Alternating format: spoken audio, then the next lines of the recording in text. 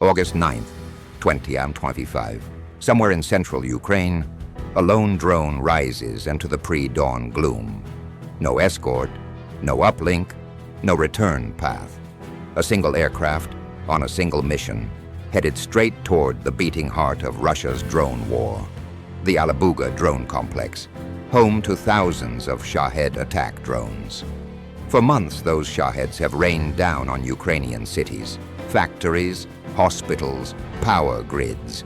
The Russians had built a fortress of production deep in their hinterland, confident that Ukraine could never reach it. But tonight, someone in a bunker decided otherwise. This drone, an AN-196, is going to try, and it only has to survive the next 30 seconds. The drone flies north, barely skimming 150 meters above Ukrainian soil.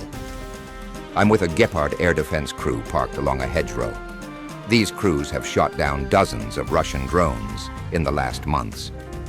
Many of them were TB2s that Russia had captured, modified, and turned back toward Ukraine like boomerangs.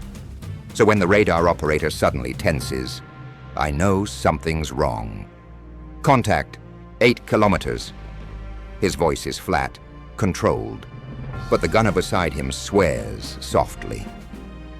On the screen, the unidentified aircraft looks exactly like a Russian TB2. Same wingspan, same twin-boom silhouette, and it's flying straight at us. The Gepard's turret begins rotating, the twin Oerlikon 35mm cannons rising like fangs.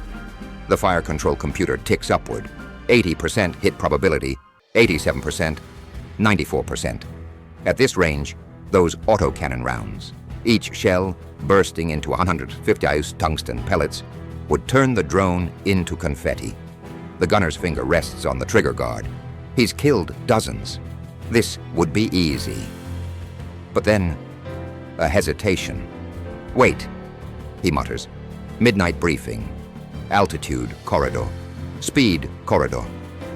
He flicks back through his mental notes. There was no explanation at the time, no reasoning, just an instruction. His watch reads Zbor 4:19, 1 minute before the safe window. The drone is now 4 kilometers away. I can see the conflict tearing through the gunner. Every instinct screams, shoot it now. But something is off. Too many parameters match. Too many details feel rehearsed. At Euro 4:20 precisely, the safe window begins. The gunner makes his choice. He lifts his finger off the trigger. The drone sweeps overhead at 04:26, a silent silhouette slicing across the sky. We all stare upward, the realization settling over the crew like a heavy weight. That was ours, the commander finally whispers. If the gunner had fired 1 second earlier, this story would have ended before it began. By sunrise, the drone is well past the border. Russian observation posts begin reporting it within the hour. In the Russian command center in Bryansk, frustration tightens around the officers like a vice. The drone is too slow to be a threat, too steady to be a malfunctioning civilian craft, too deep inside Russia to be Ukrainian. But it's there, and it's coming. At 06:30 hours, Russian EW operators deploy the Pole 21 jammer, a hulking tower mast mounted on a Kamaz truck. It floods the sky with a hurricane of radio noise, drowning out GPS signals with brute force. To any normal drone, it would be like staring into the sun. Blindness, disorientation, death. At 06:34, the drone enters the jamming bubble. The Russian operators lean over their screens, waiting for the telltale wobble, the panicked circling, the chaotic death spiral. And yes, there is a wobble, a tiny twitch, but instead of turning back or spiraling down, it stabilizes and continues east. The Russian officers stare at the screen. What the hell? Spoofing mode is activated next.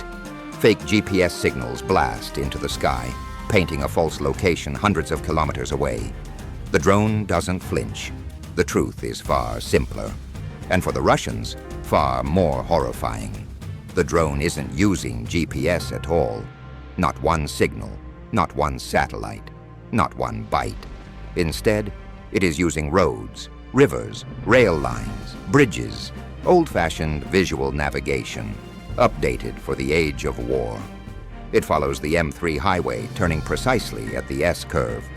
It tracks power lines until they intersect a river. It crosses at a 3-span bridge, not the 2-span one 5 kilometers upstream. Each waypoint chosen for uniqueness. Each one impossible to jam.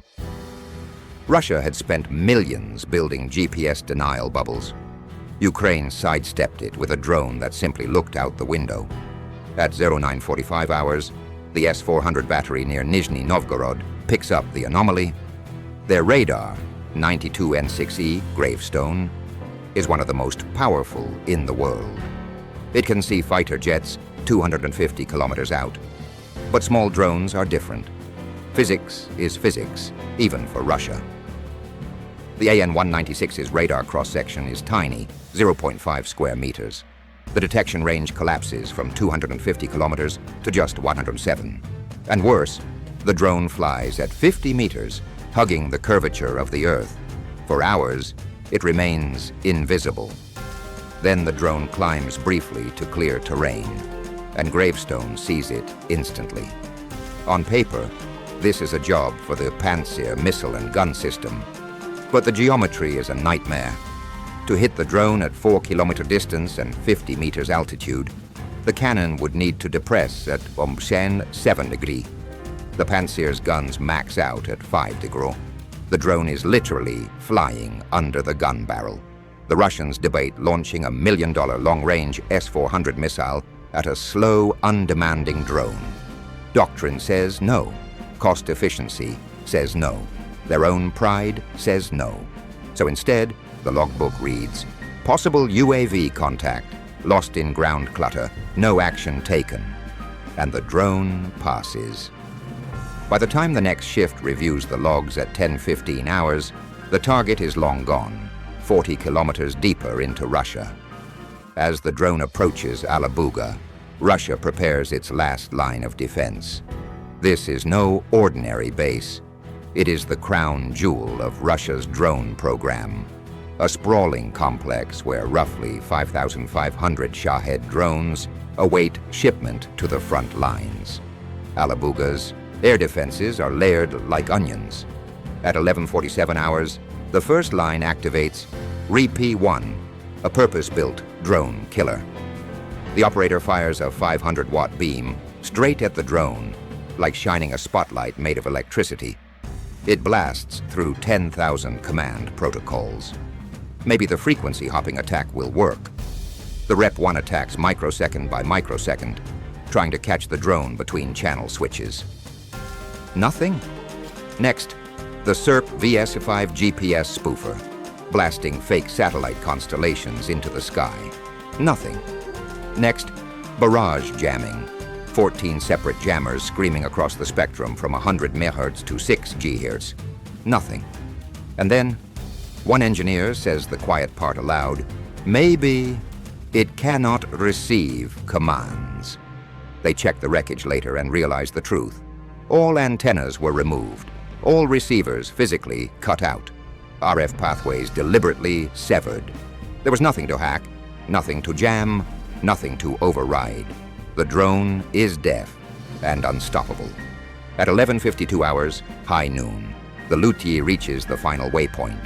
It climbs to 250 meters. Its wings tremble under acceleration. Its propeller screams.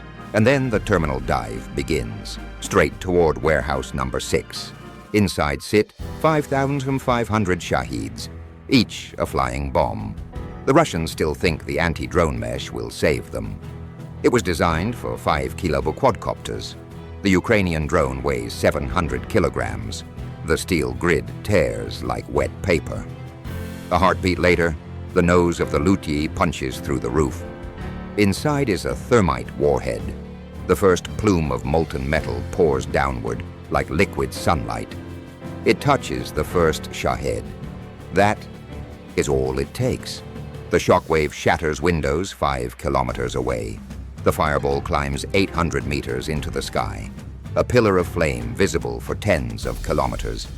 In under a minute, 6 months of production and $500 million of Iranian drone technology vanish. When Russian firefighters finally approach the site, the heat is still too intense to stand near. All that remains is twisted metal, smoldering polymer, and blistered concrete. Someone shows me a fragment of the Lutyi's fuselage later that evening. Burned, warped, unrecognizable. But the mission, it spoke loudly. In the age of autonomous warfare, all the jammers, radars, command protocols, and expensive systems in the world can fail in front of a machine that simply refuses to listen. As night falls over the Ukrainian base where I began my day, the same Gepard crew sits beside their vehicle, passing around cigarettes. The gunner who almost shot the drone laughs nervously. "I nearly ruined the whole war for us," he says. The commander shakes his head. "No, you saved it." Their Gepard sits silent now. The tungsten rounds are still in their magazines.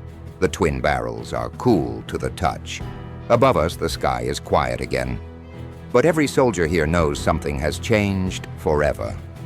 Ukraine didn't just strike a factory. They proved a new truth. You cannot jam a drone that cannot hear you. And somewhere deep in Russia, planners and generals stare at the smoldering ruins of Alabuga, wondering what other silent machines are already on their way.